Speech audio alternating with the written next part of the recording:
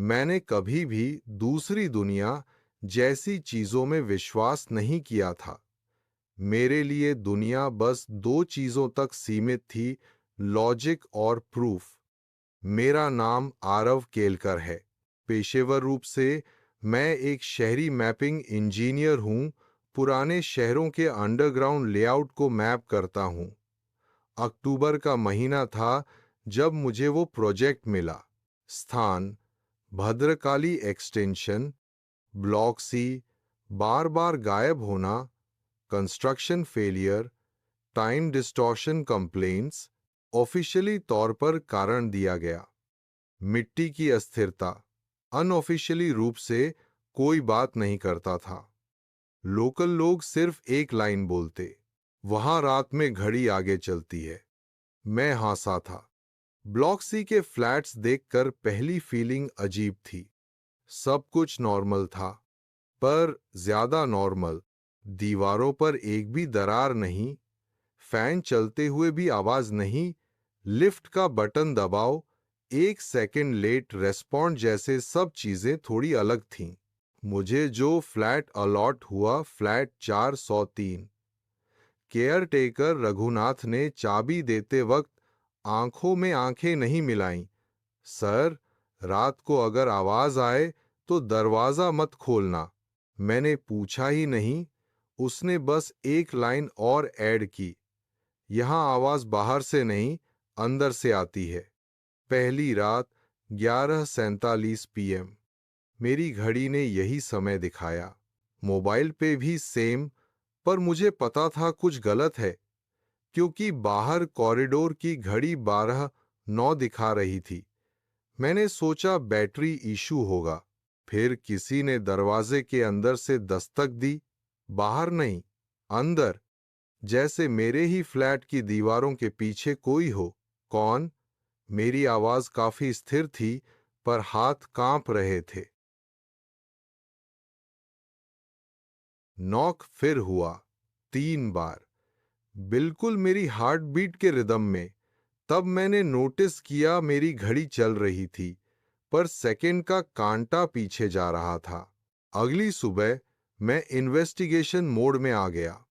Lift ली, ground floor का button दबाया। Display पे लिखा आया, एक बेसमेंट पार। इस बिल्डिंग में बेसमेंट था ही नहीं। लिफ्ट चलती रही, पर नीचे जाने की फीलिंग नहीं थी। न प्रेशर, न ग्रेविटी। दरवाजे खुले, सामने कॉरिडोर था जो ब्लॉक सी जैसा था, पर थोड़ा ज्यादा पुराना, पेंट फीका, लाइट पीली। और लोग सीधा नहीं चल रहे थे, जैसे उनके जोड़ थोड़े गलत एंगल पे लगे हों। एक लड़की ने मेरी तरफ देखा और बोला, तुम भी लेट हो गए। उस लड़की का नाम ईरा था। उसने बताया, इस जगह का नाम निवान है। मुझे लगता है मैं हेलुसिनेट कर रहा हूं। मैंने कहा, ईरा हौसी, यहां सब पहले यही बोलते हैं। नीवान एक समानांतर परत था, एक ही शहर का रिफ्लेक्शन, पर समय यहां सीधा नहीं चलता। कुछ लोग यहां फंस जाते हैं, कुछ लोग यहीं मर जाते हैं, और कुछ कभी वापस नहीं जाते। मैंने पूछा, मैं यहां कैसे आया? उसने मेरी घड़ी देखी। तुम्हारा समय हमसे मेल खा गया। नीवान में हर इंसान के पास घड़ी होती है, पर जो लोग यहां फंसे रहते हैं, उनकी घड़ी उल्टी चलती है। जो लोग वापस जा सकते हैं, उनकी घड़ी रुक जाती है, और जो लोग मरने वाले होते हैं, उनके पास घड़ी होती ही नहीं। मैंने अपनी घड़ी देखी, सेकंड का कांटा रुक चुका था। ईरा ने धीरे से बोला, तुम्हारी घड़ी ने डिसाइड कर लिया है। निवान का फ्लैट 403 और वास्तविक दुनिया का फ्लैट 403 एक ही जगह पर ओवरलैप होते हैं। इसी वजह से वहां से आवाजें आती हैं, इसी वजह से लोग गायब होते हैं। पर असली राज कुछ और था। हर 20 साल में एक ऐसा इंसान आता है जो दोनों दुनिया के बीच दरवाजा बन जाता है। पिछला दरवाजा 20 साल पहले बंद हो गया था और उस दरवाजे का नाम था आरव केलकर, मेरा ही नाम। निवान के रिकॉर्ड रूम में मैंने एक फाइल देखी। शीर्षक ऑब्जर्वर साइकिल, सब्जेक्ट ए के। उसमें लिखा था, सब्जेक्ट हर साइकिल में सेम चीज करता है, लॉजिक पे बिलीव करता है, चेतावनी को अनदेखा करता है और आखिर में खुद दरवाजा बन जाता है। मैंने चिल्लाया, ये संभव नहीं। फाइल के आखिरी पन्ने पर मेरी लिखावट थी और तारीख 20 साल बाद की। ईरा ने बताया, एक ही तरीका है वापस जाने का। मुझे बताओ, मैंने बोला। तुम्हें किसी और को यहां लाना होगा, मैटलैब किसी और को फंसाकर खुद बचना। मैंने मना कर दिया। ईरा ने बस इतना कहा, फिर तुम्हारा वक्त यहीं खत्म होगा। आखिरी रात, उस रात मैंने फ्लैट 403 में घड़ी उतारकर टेबल पर रखी। 00 दस्तक हुई। इस बार आवाज बाहर से थी। दरवाजा खोला। सामने मैं खुद खड़ा था, थोड़ा ज्यादा थका हुआ, थोड़ा ज्यादा खामोश। उसने बस एक लाइन बोली, इस बार तुम समझ जाओगे।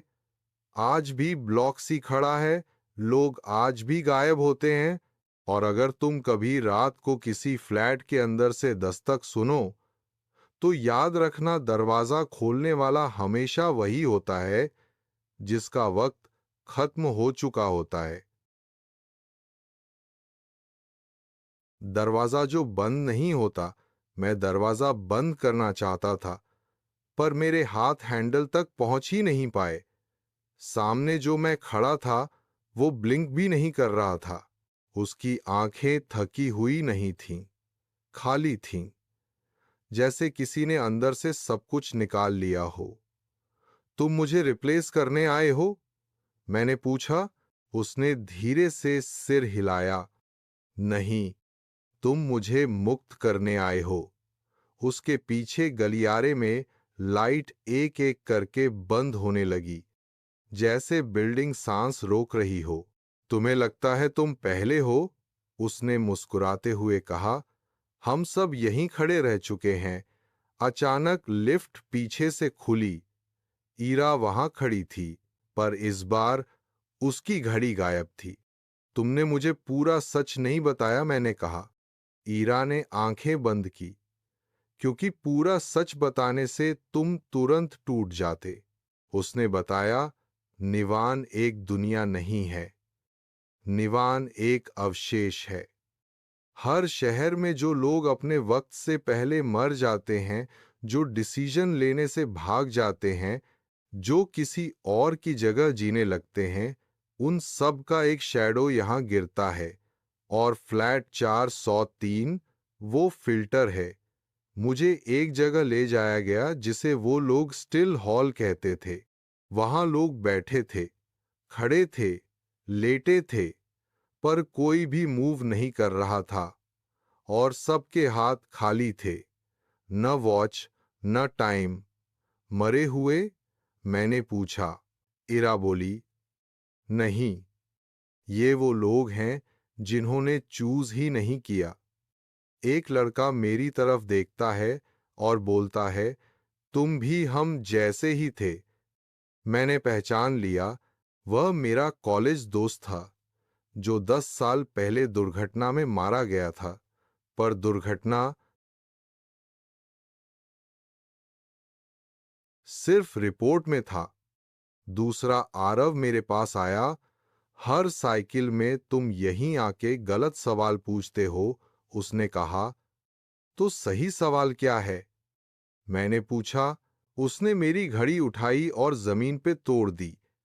ये नहीं पूछना होता कि कैसे बाहर जाना है, फिर ये पूछना होता है किसकी जगह लेने को तैयार हो। तब मुझे समझ आया, इस दुनिया से बाहर जाने का मतलब एस्केप नहीं था, मतलब था किसी और का वक्त चुराना। मैंने मना कर दिया, मैं किसी और को यहां नहीं लाऊंगा। ईरा ने पहली बार डर के साथ मेरी तरफ देखा।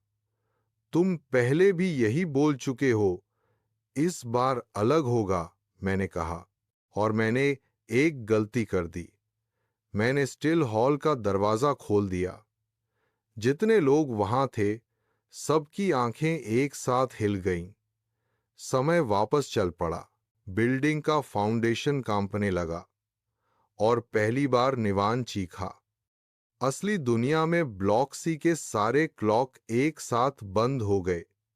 लोग सड़क पर रुक गए, गाड़ियां बीच रोड में फ्री हो गई और फ्लैट 403 के बाहर एक नया नोटिस लग गया। टेम्पोरेरीली ऑक्यूपाइड केयरटेकर रघुनाथ ने नोटिस देखा और सिर झुका लिया। एक और साइकिल शुरू हो गई। उसने खुद से कहा, मैं अभी भी यही हूं, पर मैं अकेला नहीं हूं। अब मैं दरवाजा नहीं हूं, मैं वार्डन हूं, जो तय करता है कि कौन रुकेगा और कौन जाएगा। और अगर तुम ये कहानी सुन रहे हो और तुम्हारी घड़ी थोड़ी सी धीमी लग रही है, तो शायद नीवान ने तुम्हें नोटिस कर लिया है।